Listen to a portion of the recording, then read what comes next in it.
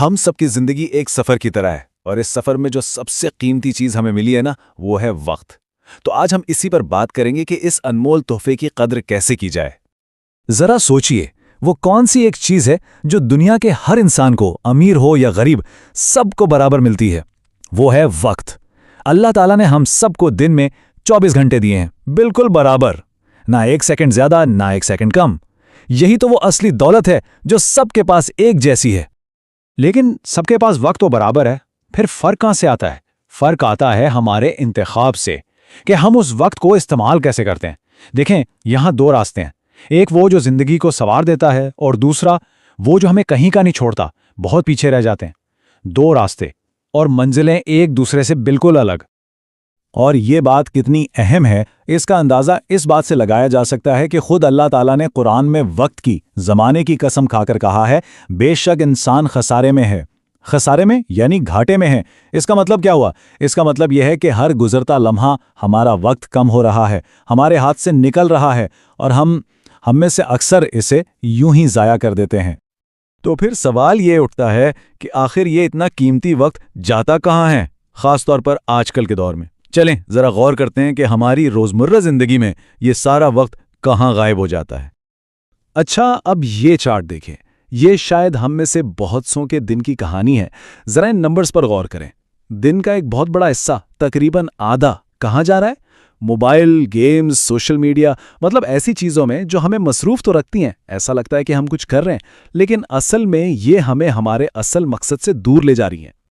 तो जब इतना वक्त इन चीजों में चला गया, तो फिर बाकी क्या बचा? हमारी नमाजों का क्या बना? हमारी पढ़ाई का, हमारे घर वालों के साथ बैठने का वक्त, वो बड़े बड़े मकसद जिनके लिए हम इस दुनिया में आए हैं, वो सब तो कहीं पीछे रह गए। और सबसे ज्यादा दुख की बात, बल्कि खौफ की बात यह है कि जो वक्त एक बार हाथ से निकल गया ना, वो फिर कभी कभी भी वापस नहीं आ सकता। ये एक ऐसा नुकसान है जिसका कोई इजाला नहीं। लेकिन यहां एक अच्छी खबर भी है। अगर इसी वक्त को सही से इस्तेमाल कर लिया जाए तो यही वक्त हमारी जिंदगी बदलने की ताकत भी रखता है। तो सवाल यह है कि करें तो क्या करें? क्या बस हाथ पर हाथ धरे बैठे रहें? नहीं, बिल्कुल नहीं।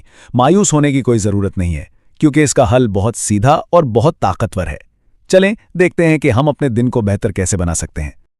देखें, सिर्फ 3 आसान से काम करने हैं। पहला, रोज अपने दिन का एक छोटा सा प्लान बना लें, बस मोटा मोटा, कि आज क्या करना है। दूसरा, जो काम सबसे जरूरी है ना, जैसे नमाज, पढ़ाई या घर की कोई जिम्मेदारी, उन्हें सबसे पहले खत्म करें। और तीसरा, और ये बहुत अहम है, रात को सोने से पहले सिर्फ 5 मिनट, बस 5 मिनट निकालकर ये सोचें कि आज का दिन कैसा गुजरा और इसे कल कैसे बेहतर बनाया जा सकता है। और जब कोई ये करना शुरू कर देता है ना, जब वक्त की कदर होने लगती है, तो उसका जो इनाम मिलता है वो भी बहुत शानदार होता है। ये सिर्फ टाइम मैनेजमेंट नहीं है, ये असल में लाइफ मैनेजमेंट है। क्या मिलता है उससे? सबसे पहले तो अल्लाह की तरफ से बरकत आती है, कामों में, वक्त में। फिर दिल को एक अजीब सा सुकून मिलता है। और अब देखेंगे कि कम वक्त में ज्यादा काम होने लगते हैं। और यही वो छोटी छोटी तब्दीलियां हैं जो मिलकर पूरी जिंदगी को बदल कर रख देती हैं। तो फिर इंतजार किस बात का? कल का नहीं, तब्दीली का बेहतरीन वक्त अभी है, इसी लम्हे।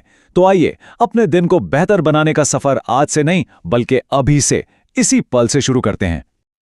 याद रखें, वक्त एक खजाने की तरह है और खजाने को जाया नहीं किया जाता, उसे संभाल कर रखा जाता है। तो अब आखिरी सवाल ये है कि आने वाला अगला 1 घंटा कैसा गुजरेगा? उसे कैसे इस्तेमाल किया जाएगा? इसका फैसला अब हमारे अपने हाथ में है।